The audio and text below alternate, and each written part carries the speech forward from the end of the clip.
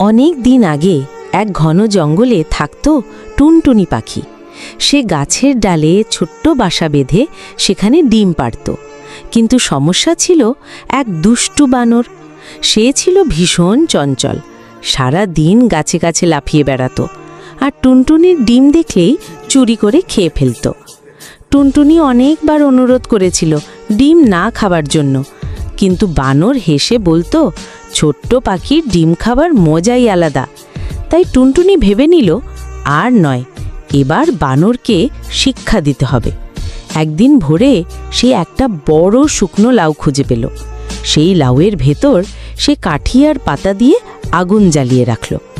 বাইরের থেকে দেখে মনে হচ্ছিল লাউটা যেন একটা বড় ডিম। টুনটুনি সেটাকে গাছের ডালেই ঝুলিয়ে রাখল আর দূরে বসে চুপচাপ অপেক্ষা করতে লাগলো। কিছুক্ষণ পরেই হাজির হলো ওই দুষ্টু বানর। সে ঝট করে লাউটা ধরে ফেলল, কিন্তু সঙ্গে সঙ্গে তার হাত ঝলসে গেল। বানর হাত ঝেড়ে চিৎকার করতে লাগলো। টুনটুনি ডালে বসে হাসতে থাকে। বানর ব্যথায় কাঁদতে কাঁদতে দৌড়ে পালালো। সেই থেকে সে আর কোনোদিন টুনটুনির ডিম ছুঁতেও সাহস পেল না।